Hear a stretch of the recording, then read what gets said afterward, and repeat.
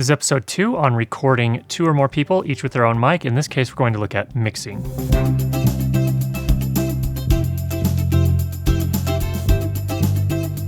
Now, in this previous episode, we looked at using microphone placement to avoid 2 issues. Number 1, microphone bleed. That is where one person talks and the sound gets captured not only in their own mic, but also in another person's microphone. And also phase issues or comb filtering. In this episode, we're going to look at mixing as another way to reduce those 2 issues, mic bleed and phase issues. And we're going to look specifically at mixing while you're recording. You can also mix in post. That's a different topic that we'll cover in a future episode. Now, in this particular case, what we're talking about in terms of mixing for mixing multiple people is that we're really talking about turning down the mic, if you will, or fading the mic for the people that are not talking and leaving the mic at its full gain for those that are talking.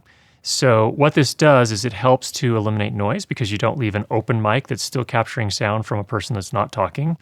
And it also prevents bleed from that one mic, from the person talking to the other person's mic. It also has a side benefit of reducing room reverberation and a little bit of noise. So overall, you'll end up with a cleaner, better sounding recording. Let's take a look at 3 examples.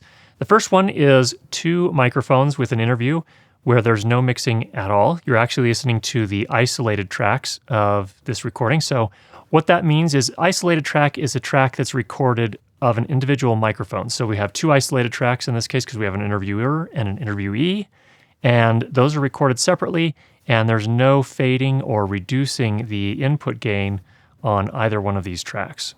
To discern these differences, you'll really need to listen carefully. It's pretty subtle. If you wear good quality headphones or good quality speakers or monitors, you should be able to tell a difference. I was wondering if you could tell me a little bit about DCI and what it is. Okay, so DCI stands for Drum Corps International, and what Drum Corps is it's like marching band, except it's just brass and percussion. There are no woodwinds. The DCI World Championships in Indianapolis at the beginning of August. Interesting. And so how many drum corps are there across the U.S.? I'm not really sure of the exact numbers, but there are definitely a lot on the East Coast, and there are a lot in California.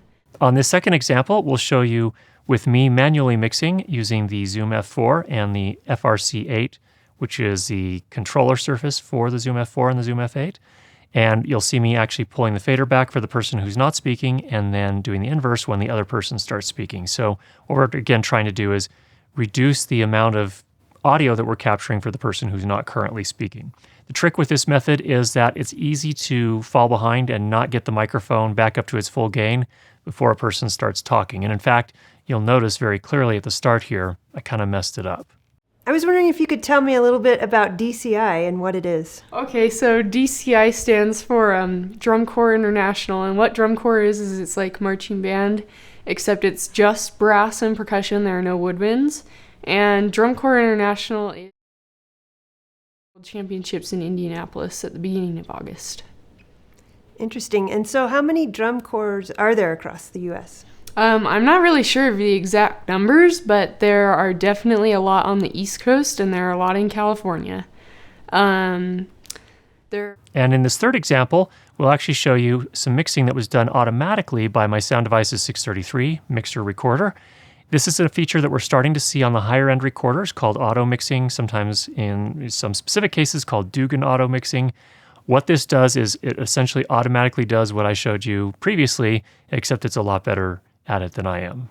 So back to our conversation about DCI, the shows that we saw last summer, all the corps use props. So I'm sure there's been some evolution in the use and style of props, and I was wondering about your thoughts on that.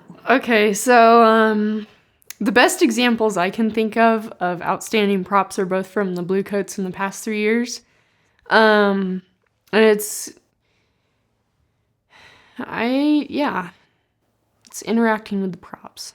Do you foresee more of that in, for example, this coming season's shows? Yeah, I think it's definitely a trend, and since the Bluecoats actually won the World Championships last year, I think a lot of corps are going to be exploring that.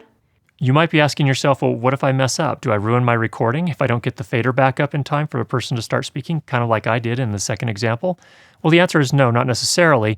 In a lot of these mixer recorder combinations like the Zoom F4, the Zoom F8, Sound Devices 633, amongst many other options out there, that you can record both isolated microphones plus a stereo mix. So what you're actually recording in a case like we showed here is an isolated channel for microphone 1 or person 1, an isolated channel for person 2, and also a stereo recording of the two people talking. And the mixing that you do only applies to this stereo track.